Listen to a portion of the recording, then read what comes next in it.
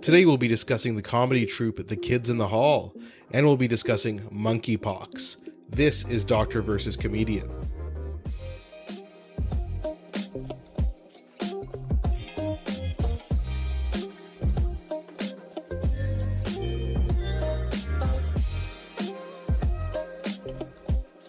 I'm Dr. Asif Doja, and this is the Doctor of Laughs. Not a real doctor.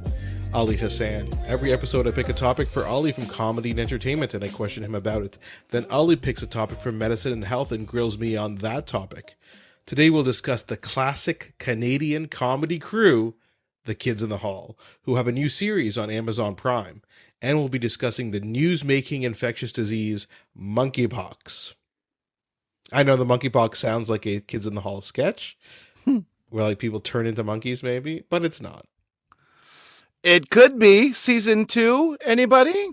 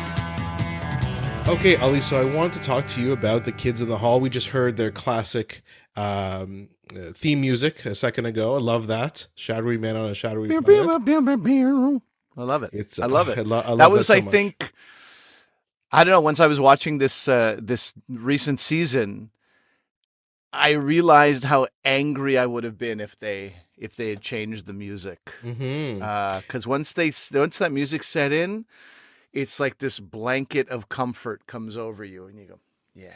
I watch the full credits every time. Same. Even in the new season, I don't skip intro for that. So let's talk a bit about The Kids in the Hall. We'll talk a bit about them maybe just as a whole and our experiences with them, how we're exposed to them, and then Will there be spoilers, Asif Doja? will there be spoilers? We'll talk about some of the sketches. I don't think we need to really spoil any of them. I might be spoiling.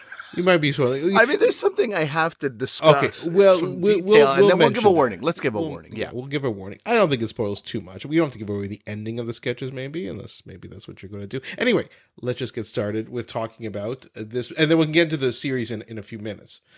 So, Kids in the Hall, interesting kind of origin story for these guys, right? Because you had Bruce McCulloch and Mark McKinney. They were doing theater sports in Calgary. Calgary, which is particular. I mean, that's great for Calgary. I'm sure, my friend Andrew Fung credits them as being like these OGs of theater sports and helping, that improv scene there. But I think also Torontonians might be shocked to be like, "What? You're not one of ours?" Right? People feel it's such a Toronto. I didn't know that. Is that where Andrew Fung got started in? Oh yeah. In Calgary. But can you explain what theater sports are, by the way, just for the uninitiated? I mean, it's basically improv, and people go with the understanding that they might be involved in the sketches or in the improv. They might be called upon not just for ideas, but to get on the stage itself. And not just one person, but sometimes teams of people. And I think also you have the reason it's sports, at least the one time I saw something similar in Vancouver, I can speak to that, which was an improv team versus an improv team. And you have people from the audience involved with the team as well. You're going to do this, you're going to do this. And then sort of you vote by applause at the end. It's a everybody wins kind of thing. Yeah, my friend Ed, who again we'll have on the show sometime because he wrote a book about improv years ago. Is one of the only textbooks back in the day of improv. He's a highfalutin MBA guy now, but he was involved in the improv games, the Canadian improv games. So I'm assuming because it's a games, it's this competition. My friend John Hastings, who more as a stand-up and a wrestling aficionado, and Andrew Fung, who is the lead and executive producer of now Run the Burbs and previously was on Kim's Convenience, also have a history in the Canadian Olympic improv games? No, Canadian improv games. I don't know. I mean, we'll get one of those people on the show to explain it to us. But we should do a whole kind of deep dive into improv at some point. But anyway, that's kind of beside the point. These guys, Bruce McCulloch, Mark McKinney, were in a group called The Audience. At the same time, Dave Foley and Kevin McDonald were in Toronto in their own group called The Kids in the Hall.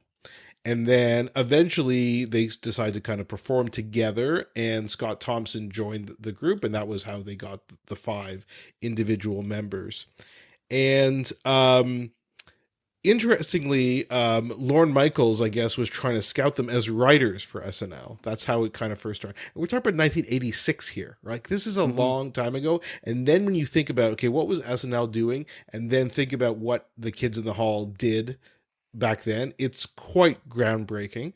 And so, but Lorne Michaels, I guess eventually they were getting really good reviews, and the SNL scouts would come and they were going to recruit them. But then somehow Lorne Michaels saw them as a troupe and was like, I can't break these guys up. They're too good together. Like, this is the magic is together. So that's why he offered them the show, which was on CBC and I think HBO. One of them, and I think it's Scott Thompson, said, had one of us gone on to Saturday Night Live, Kids in the Hall doesn't exist today in the and I'm sure at different times each of them has thought about what an amazing world that would have been for whoever, but we as audiences and consumers of their fantastic sketch over the years,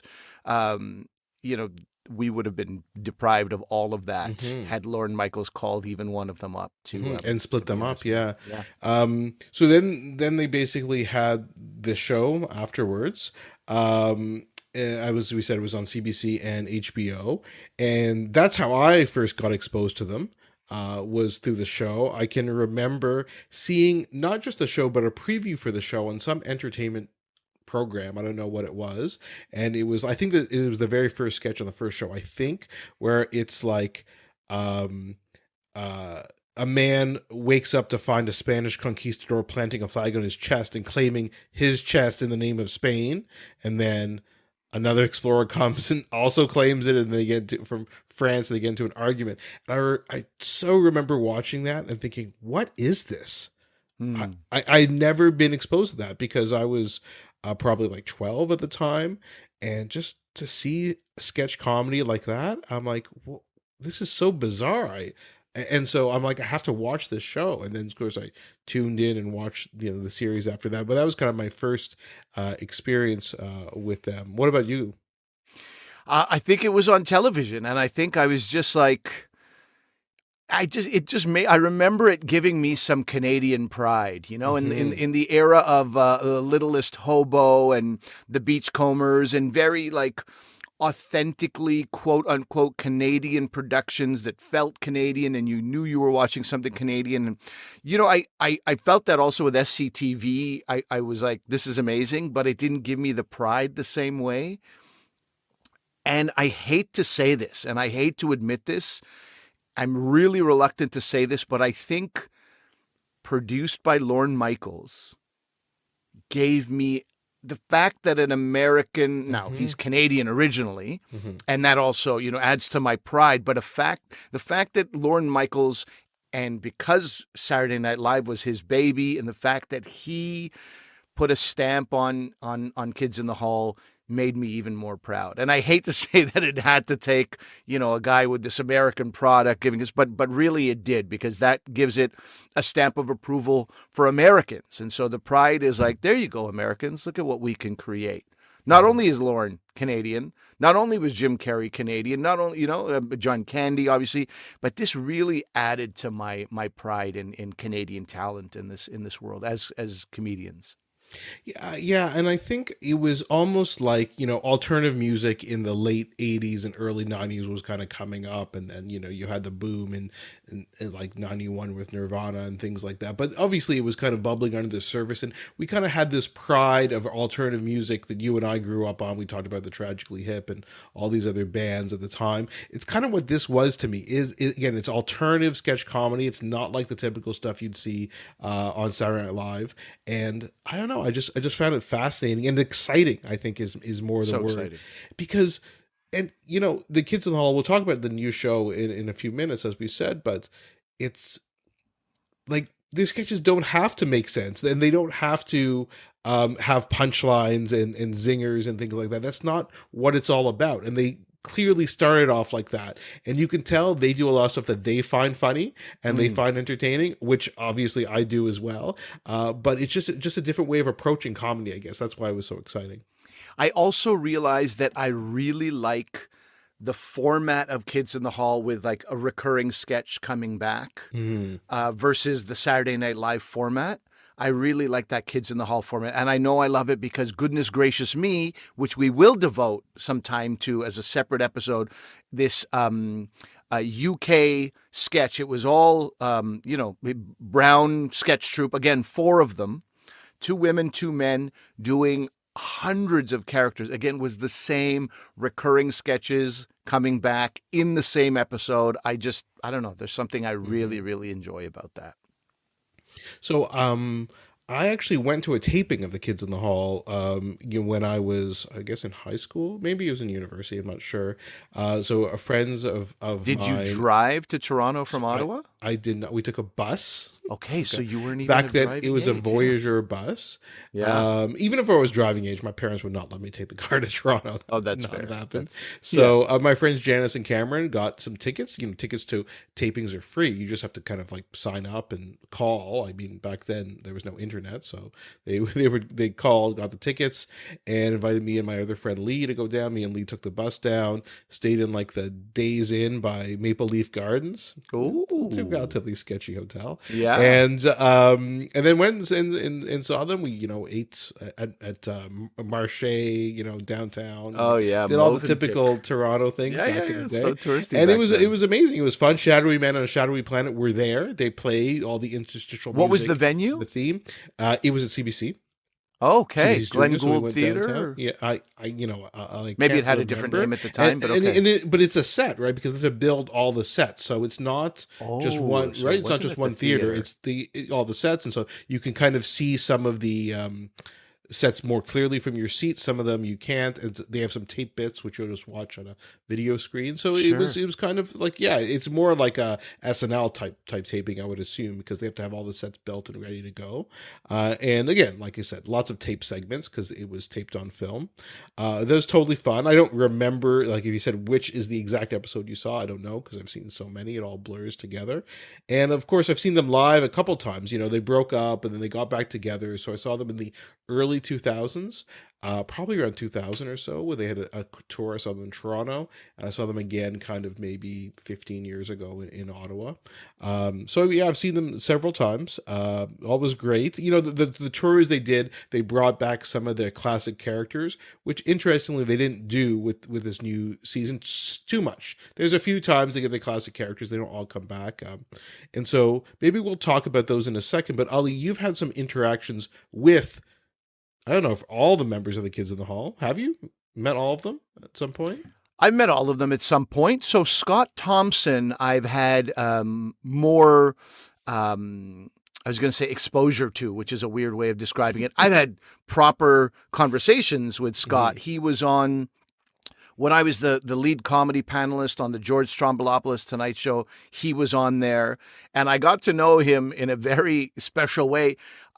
Unfiltered Scott Thompson is like not fit for a lot of Canadian programming. I mean, he doesn't really care. He's very raw and unfiltered. He's hilarious. But I remember George Strombolopoulos begging him, like, can you talk about anything else that we can actually air on this show?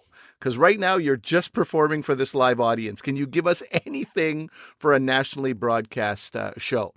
And yeah, but he was, I really, really enjoy talking to him, particularly because he was also in another show, which I love, one of my favorites. What is it, Asif? American show. It was not the Gary Shandling show, but the Larry Sanders show, buddy. How dare you even hesitate to? Yeah, you're close. But yeah, so he, just talking about that era of his life and talking about, Canadian versus American, productions, and being a Canadian on an American production. He has a lot to say about that, and it's not always great. But we were together on something called The Amazing Gail Pyle. We were in a scene together. We were together on something called What Would Sal Do?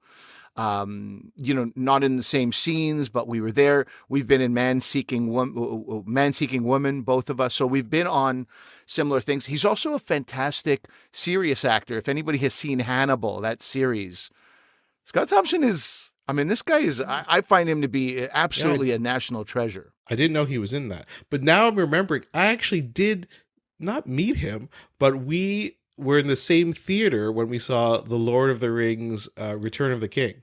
He was there with his partner at the time. And I remember leaving at the same time. I'm like, oh, there's Scott Thompson watching Lord of the Rings. He also seemed very annoyed by the 5 different endings that took like an hour at the end of the movie. So, but anyway, I didn't talk to him, but I'm just remembering that now as you mentioned. That's as random as it gets, right? It is. You should ask him if he remembers me. Anyway, so anyway, what about the other guys? Scott. Yeah. So Bruce McCullough, I was thrilled. He called me in. I met him in a hotel once. He was like starting to assemble his team for Young Drunk Punk, a show on, I believe, City TV, and he wanted me to be part of the writing team, or he was looking at me for that. And you can imagine, I was like overwhelmed by I was like, what have I done to deserve this? This is fantastic.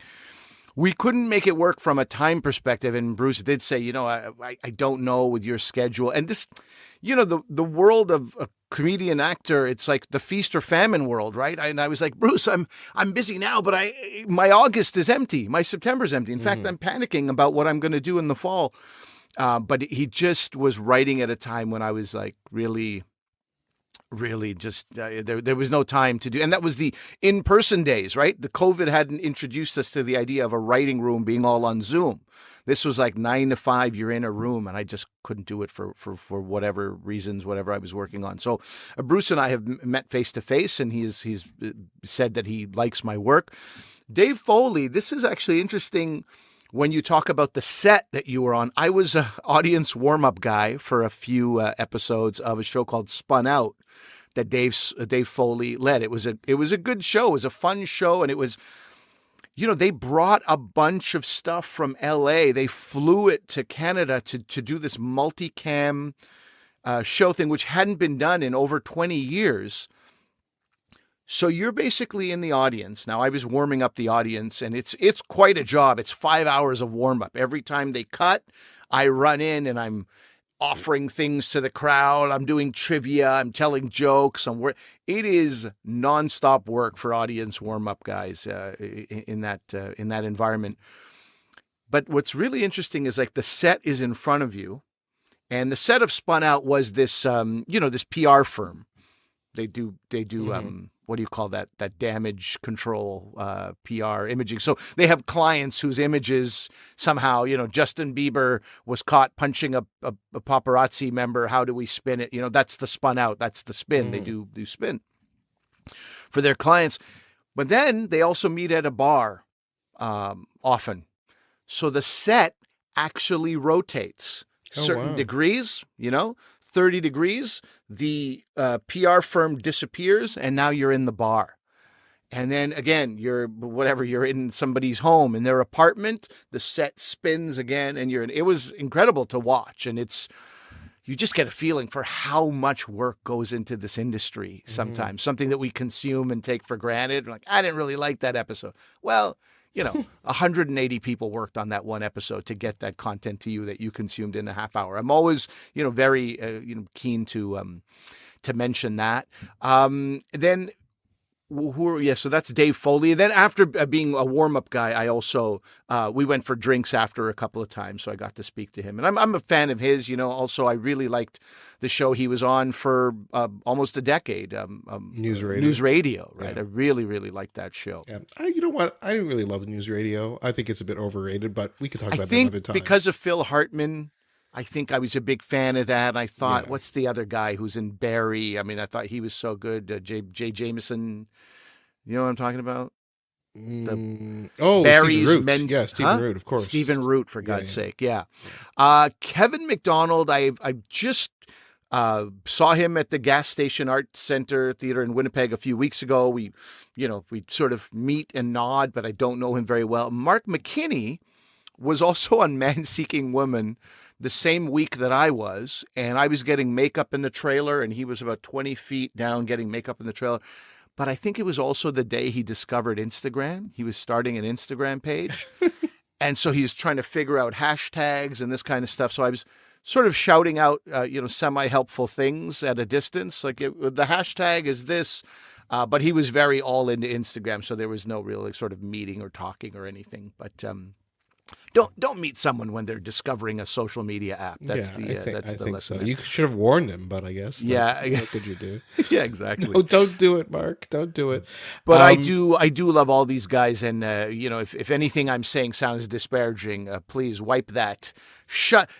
Perish the thought. I'm a big fan of all of them, and when you watch this season, also I've met them as themselves. So to watch them become these characters, it's work. They are actors. They are phenomenal actors. And I don't know. I have nothing but the highest praise for all of them. So let's just take a detour from the highest praise for a second, because these guys did have some misses in their careers.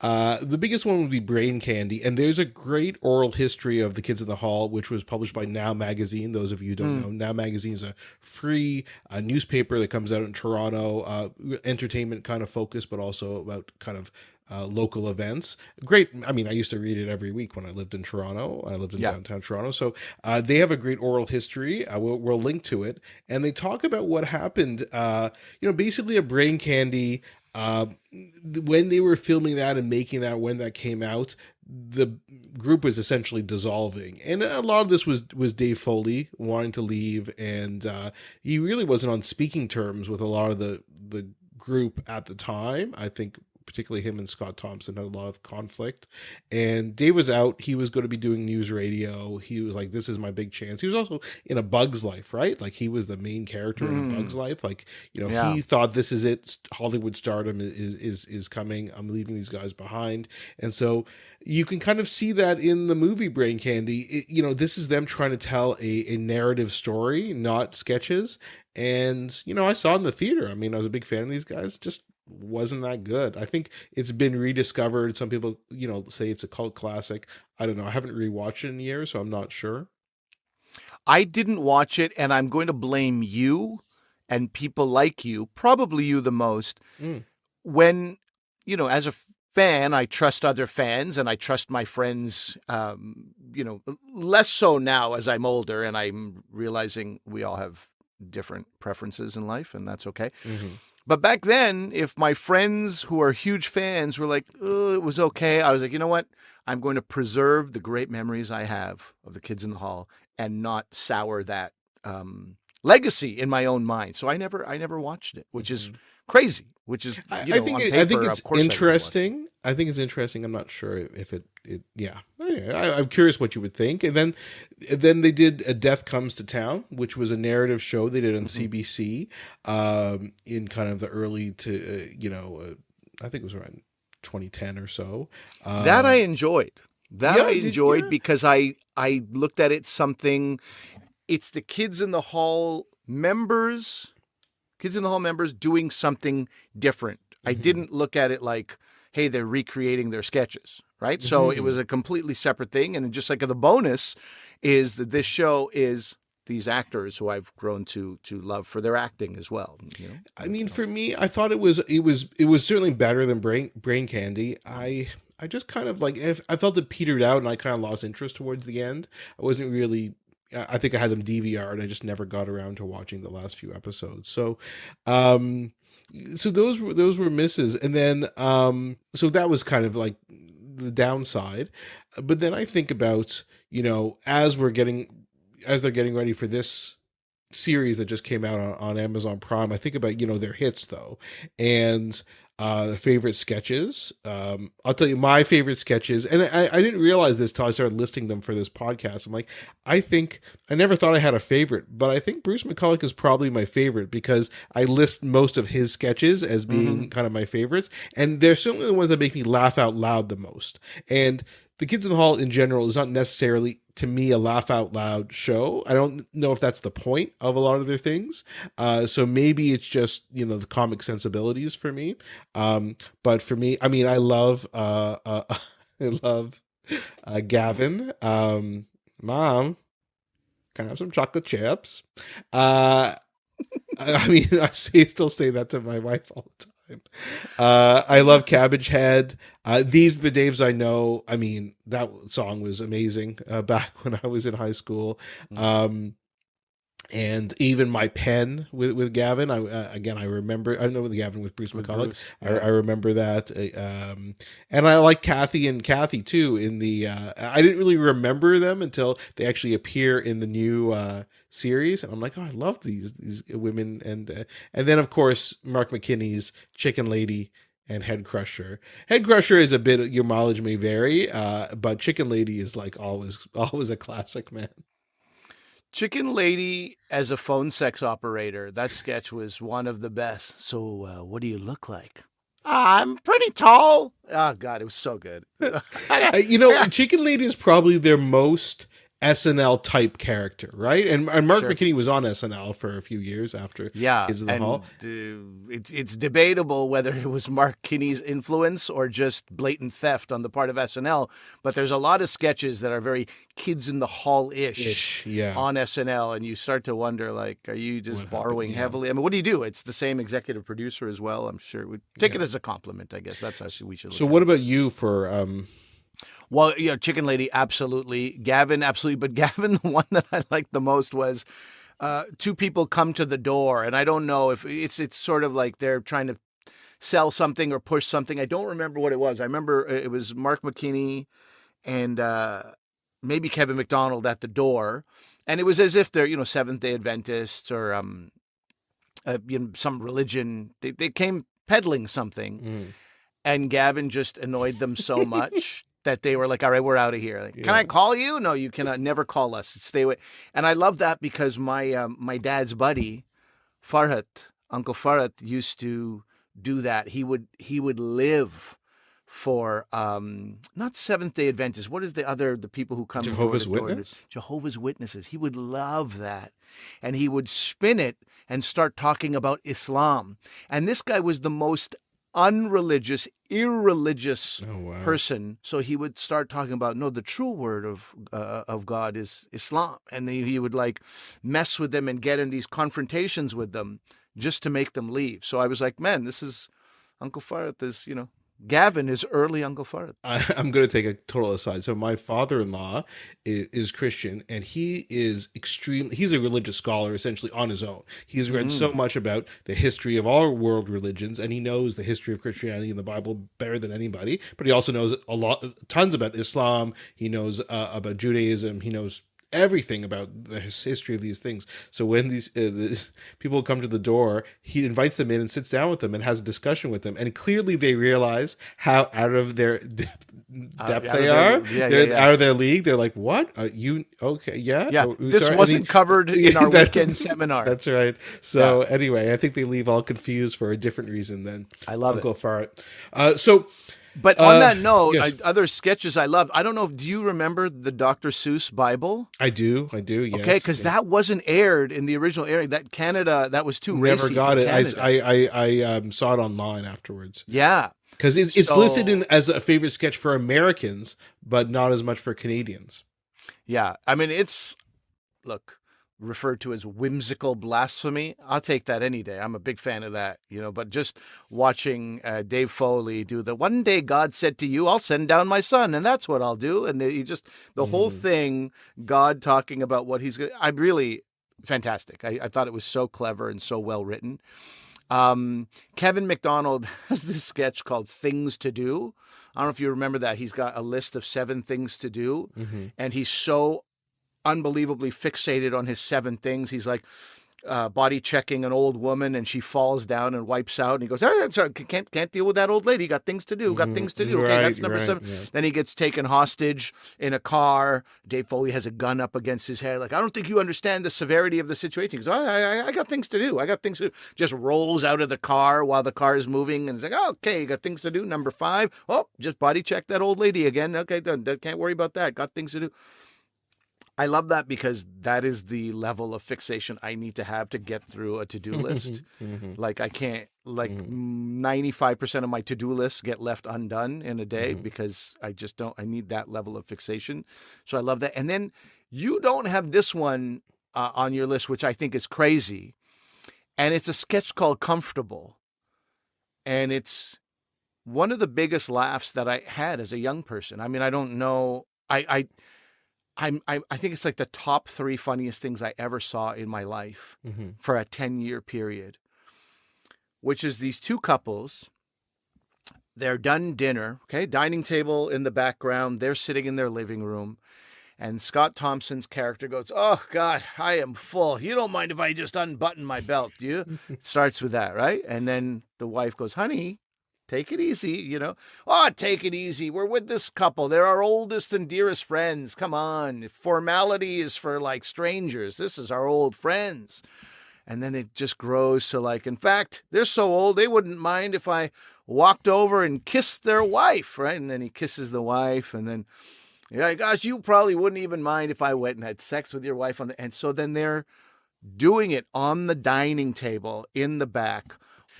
And then, the sketch ends with Scott Thompson's wife just revealing to Dave Foley, he goes, you want to know something? That gift you gave us for Christmas, we hated that gift. And then everything stops and they have to leave because of the horror.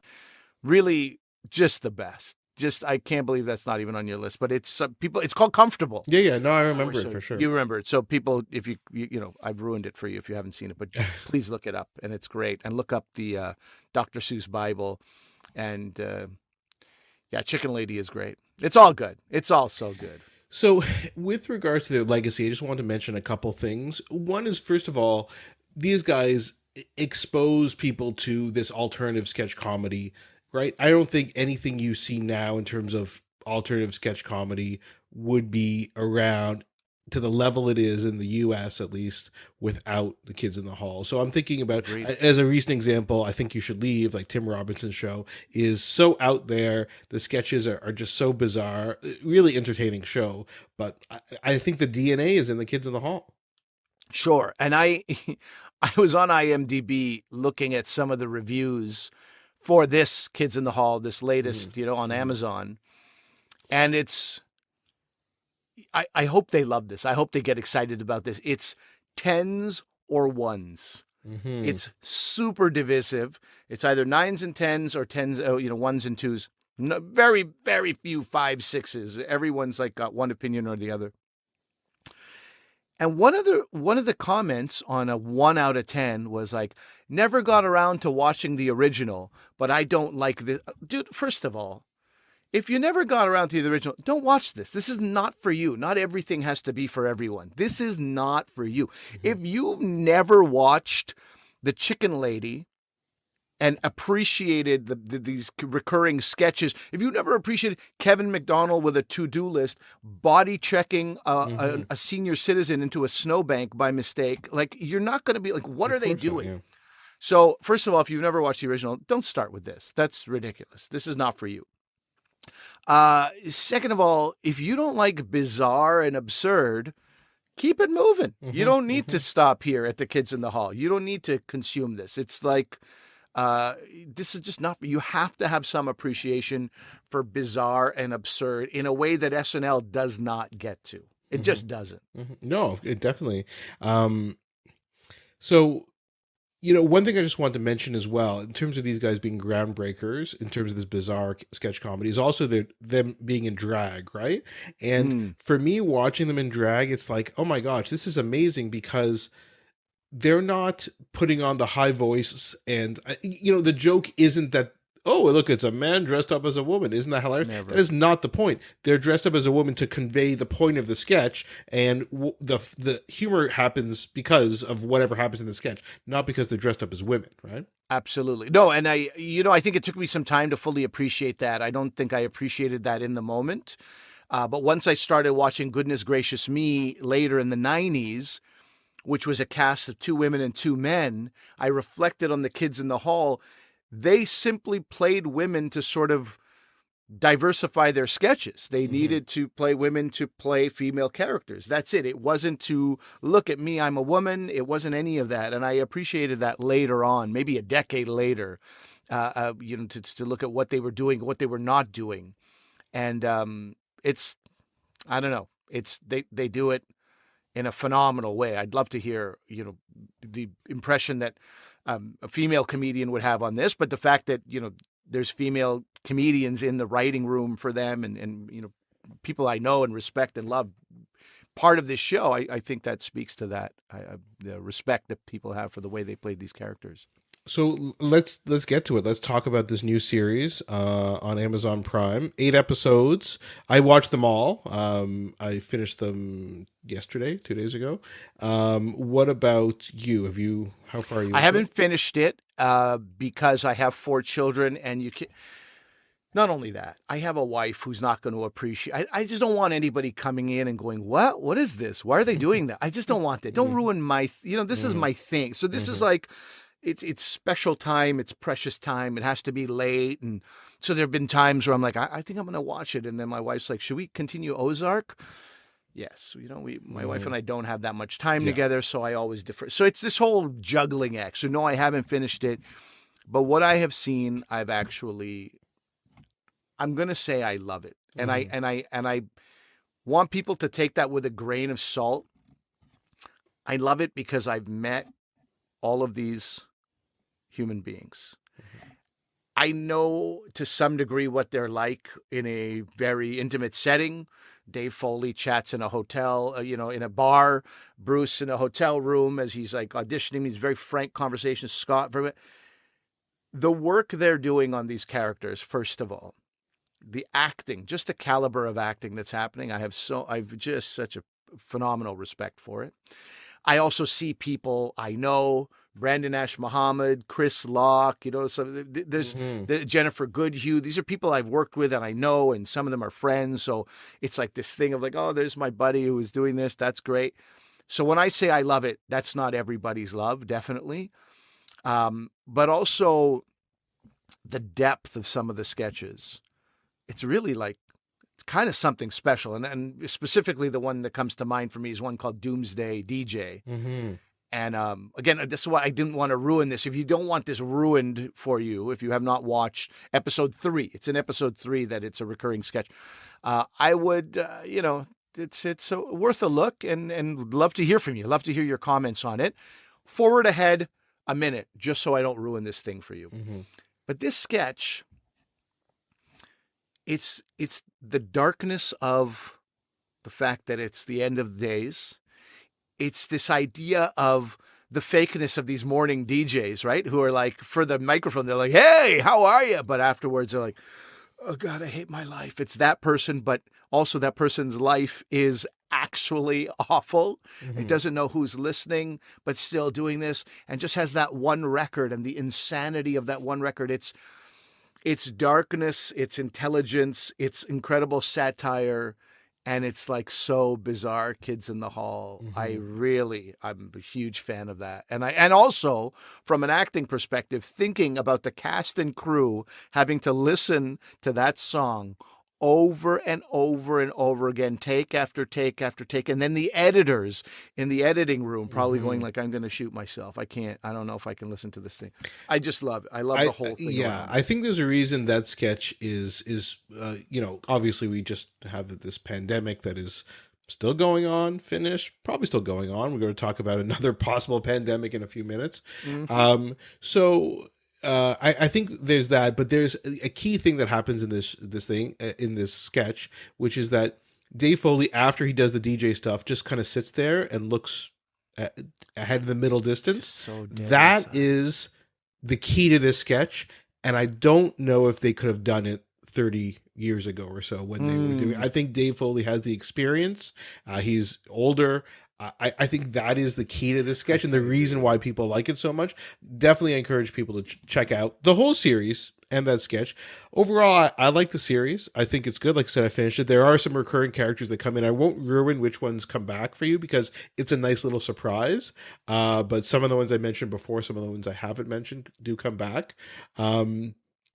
I think it's you know what? It's so dangerous when you do like a reboot or a retread of these things. You can see them fall on their face. Coming to America 2 was not good. And Coming to America is such a great movie. The second, just useless. We talked about Arrested Development. You and I love Arrested Development, but the Netflix series, especially the last one that came on, my daughter was rewatching Arrested Development. I said, just don't even watch it. It'll just ruin the stuff for you. So there's a real chance of embarrassment, of ruining what you did before, and that is not what happens in this. I think totally this basically picks up, except the guys are more mature. You will not be disappointed by this for sure. Again, as you said, if you do not like Kids in the Hall, you don't like this absurdist alternative sketch comedy, you will not like this because it's the same thing as before. They're not pandering to the mass market. They're still niche like they were before. And if you like that, you'll like it. And if you don't, also the fact that it's on Amazon, Asif, there's no watering down. There is full frontal male nudity. There is swearing, which is a bit different. I've heard some people saying, "Oh, this is them trying to be edgy by including nudity and swearing." Maybe I actually have more of a problem with the swearing actually than the nudity. Strangely enough, like the swearing, they never swore in their old show because it was also on CBC, which is. But they use it selectively here for the sake of comedy. I don't think it's random and just to be cool. I don't think that's what's happening at all. I don't think so. I mean, I don't agree with that statement. I'm just saying that's been out there. But overall, I think definitely check out the series. I think it's good. I think it's returned to form. Hopefully, they will get a second season. I know that they want people to watch it now. I guess with streaming, a lot of it depends on not just watches, but watches within a certain period of time. As Scott Thompson tweeted that, like if you're interested, just watch it now as soon as you can, because that will help to determine whether they get a second season. And just on a related note, anything that comes out, whether it's a book, web series, TV show, the more of it you watch soon helps that show. Podcast downloads. Podcast downloads. Absolutely. Anyway, but definitely check it out and let us know what you think. Send us a message and let us know what you thought of it.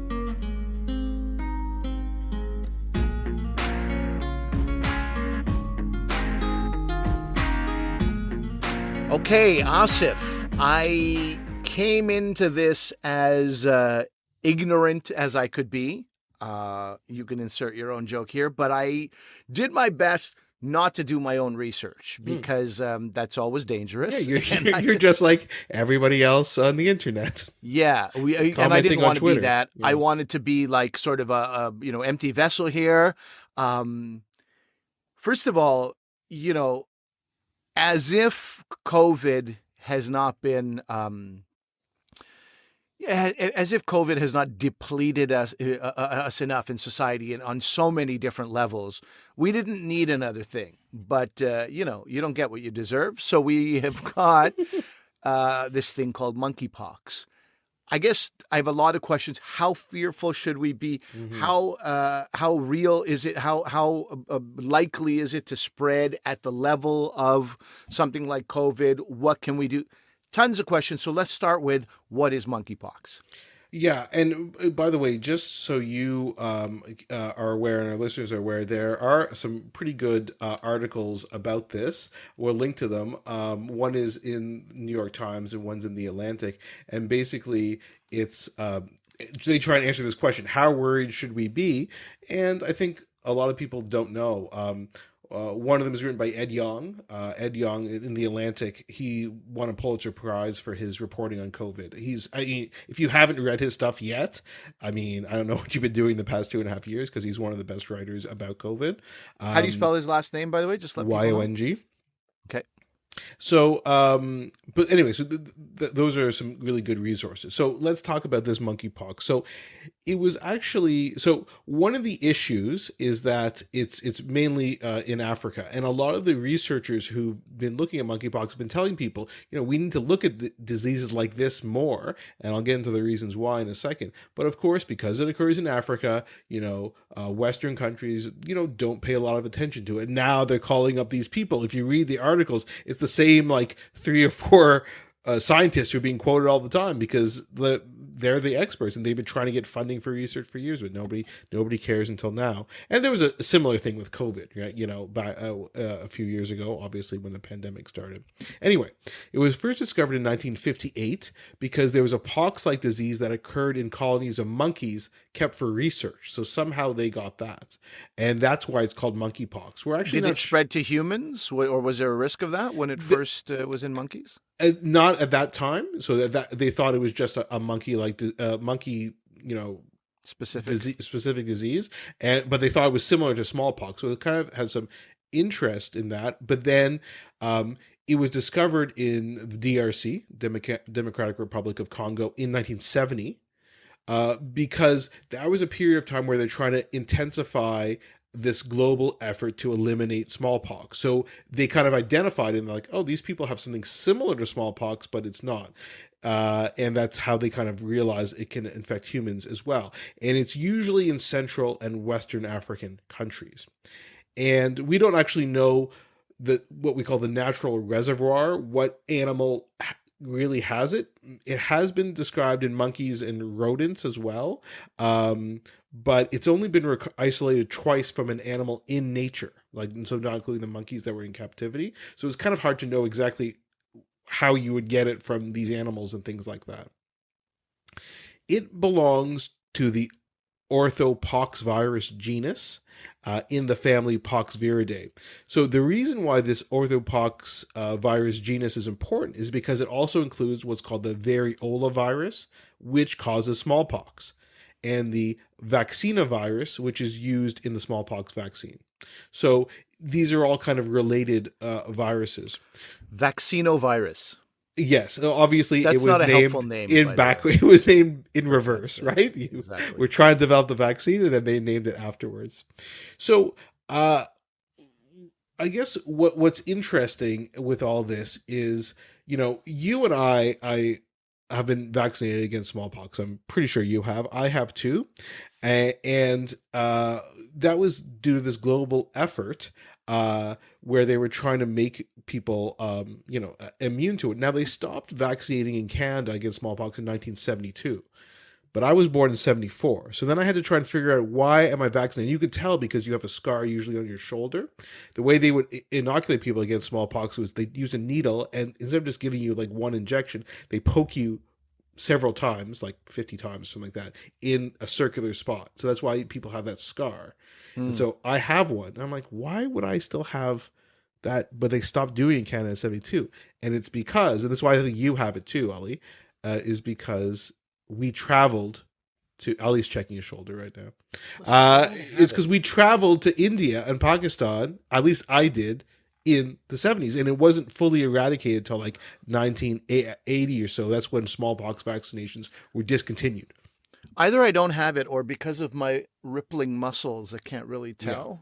Yeah. So anyway, so I'm pretty sure that's why. I still have to confirm that with my parents, why I am vaccinated against smallpox. But anyway, but what happens, and this is what the researchers in Africa have trying to tell people over time, is now you have less and less people vaccinated against smallpox. So it gives the potential for other similar viruses to arise because there's a lot of cross reactivity between the vaccine for smallpox preventing monkeypox. So that's why they haven't seen that. But if you look at the numbers, they've slowly been increasing over time in Africa in terms of monkeypox because there's waning immunity to smallpox.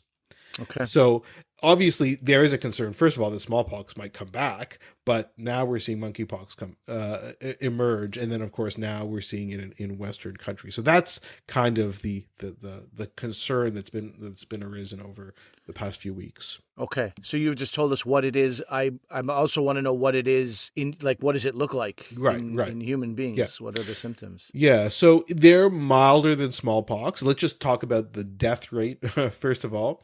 So there's actually two kind of forms of monkeypox, a milder form and a severe form. The severe form has a death rate of about 10% of patients who get it will die.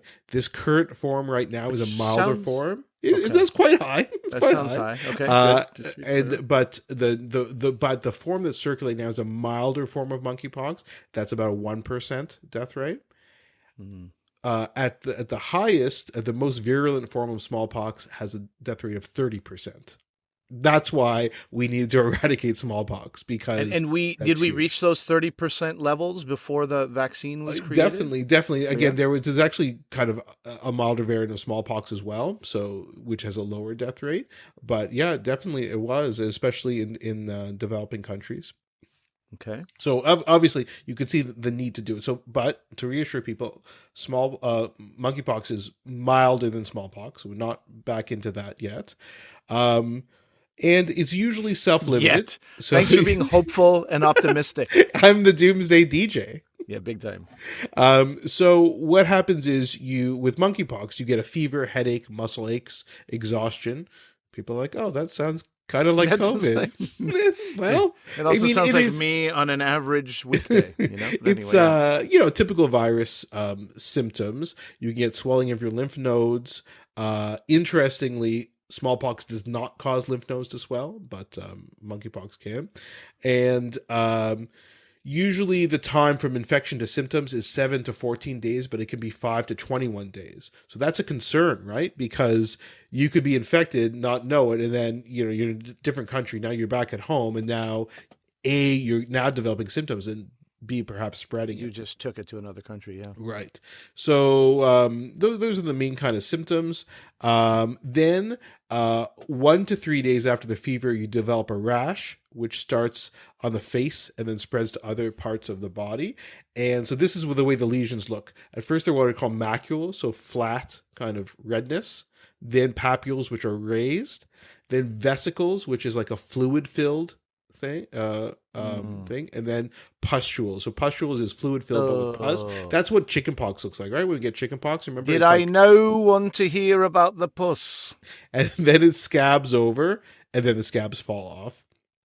And so the whole illness lasts about 2 to 4 weeks when you have it. Now, in difference with smallpox, smallpox has very similar kind of symptoms, but those patients could also get the pock marks and scarring, and I'm not sure how often that happens with monkeypox. But that's because smallpox will infect your sweat glands, which are your sebaceous glands. And because your face has the highest proportion of sebaceous glands, you'd get that scarring. So you don't see that very now, but in very elderly people who may have had smallpox, we're talking people probably in their 70s or 80s, you probably saw a lot when you've traveled internationally. They'll have that very intense kind of scarring on their face. That means they survived smallpox.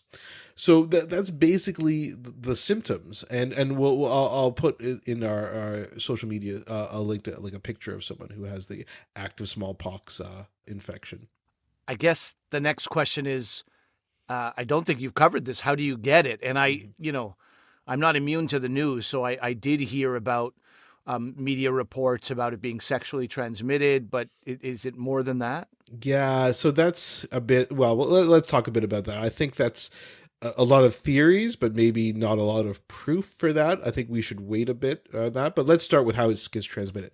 So you get it if you come into contact with the virus from either an animal or a human or something contaminated with the virus.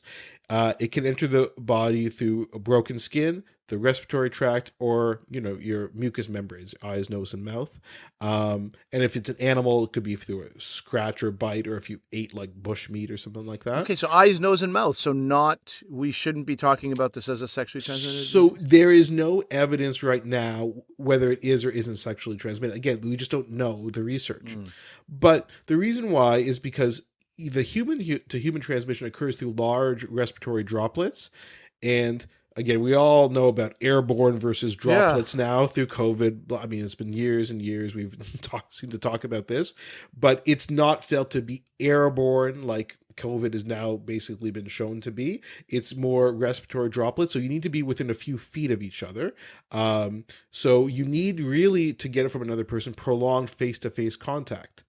So, certainly if you're having, sex with somebody, you could, it could be sexually transmitted through body fluids, but you're also having prolonged contact with them. So it doesn't need to be sexually transmitted, through body fluids for you to still get it, because you're obviously, in close contact with somebody else. So that's why that's a bit, I'm not quite sure about that. Basically, here's what they've said. The Dr. David Heyman, who was head of the WHO's emergency response kind of department, told the Associated Press that the leading theory was that the sexual transmission occurred at raves or during sexual contact in raves held in Spain and the Canary Islands and in Belgium.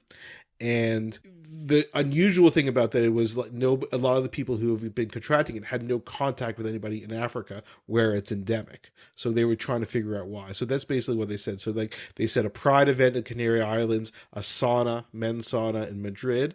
So again, it's, it may have occurred in these situations. It is occurring more frequently in the situation of men who have sex with men, but I don't think there's any reason to believe that it's exclusively for that. And certainly we don't want our,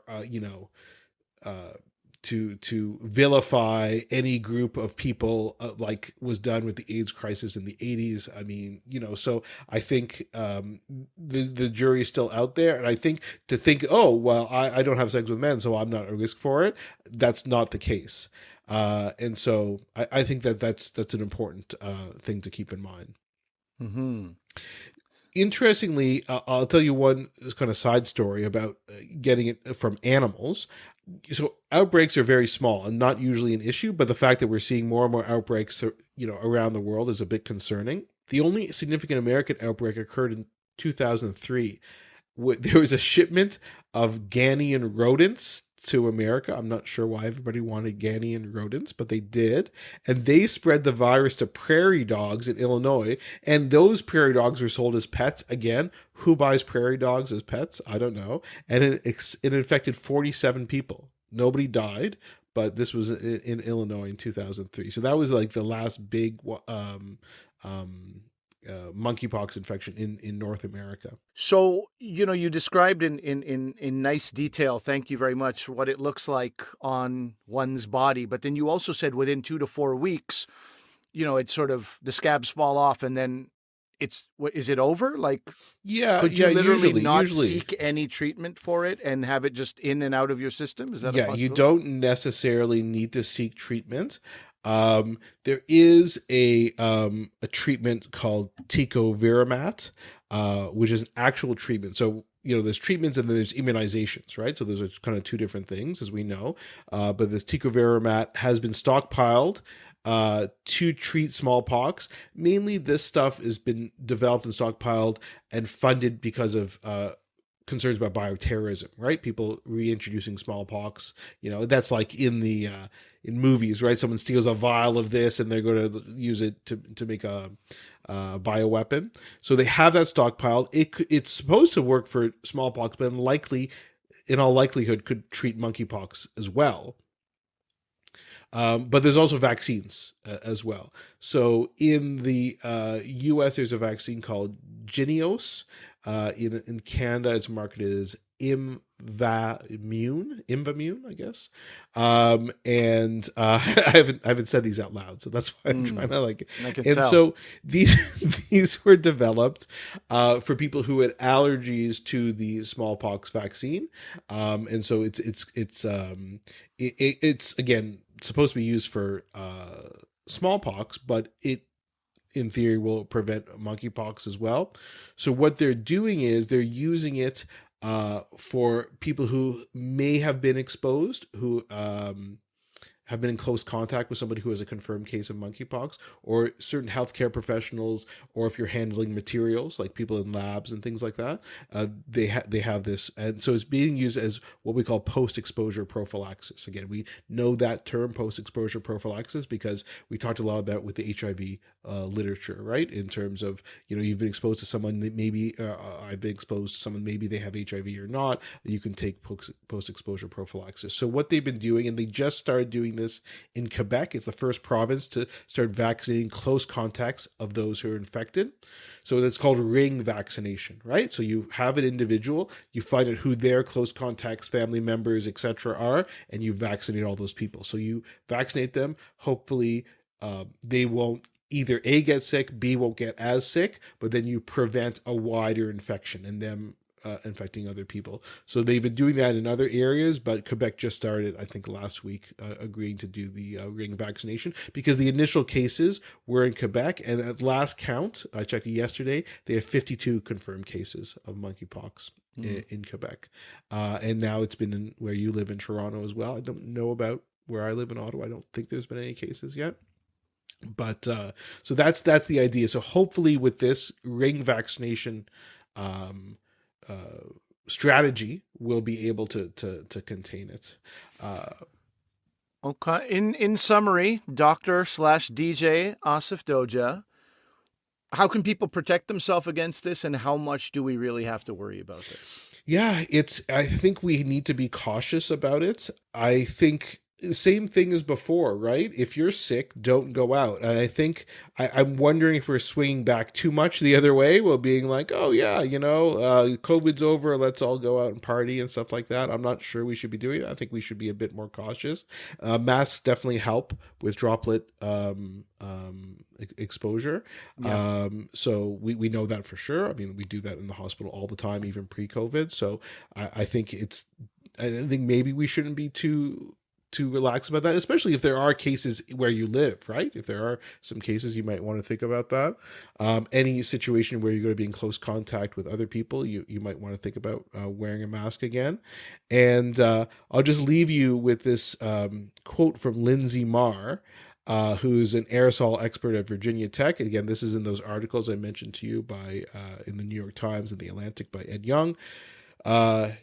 She says, I'm in team cautious. We can't use what happened with previous monkeypox outbreaks to make sweeping statements. In other words, she means that these are often self-limited and they tend to rise and fall in Africa. You'll have a big peak, then it'll peter out. And then they're like, oh, it's because the DNA changes slowly, so we're not worried about infection or resistance or things like that, or rapid mutation like we've seen in coronavirus. But it's different. It's not the same as coronavirus. It's a DNA-based virus. So she says, listen, if we've learned anything from COVID, it's to have humility. So don't pretend we know anything. Acknowledge that we don't. Try and be cautious about things. Conservative, don't just say, oh, it's nothing to worry about. Interesting in these articles as well, though, they talk about the whole messaging from governments. And the problem is, there's very clear messaging that you should do for outbreaks that have been advocated by the WHO, CDC, Health Canada, etc. The problem is, politicians didn't do that with COVID, right? They said, oh, it's no problem, we're fine. No, we're not. Oh, no, things are crazy, we need to lock down. And people have heard mixed messages. So the faith has been lost in trust in because of COVID.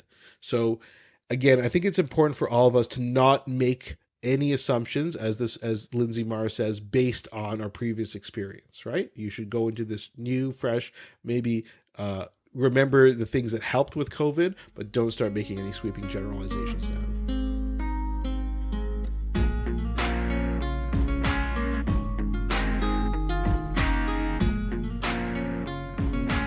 We started this show talking about our favorite comedy, but the idea of somebody having COVID and monkeypox at the same time is incredibly unfunny to me. I know.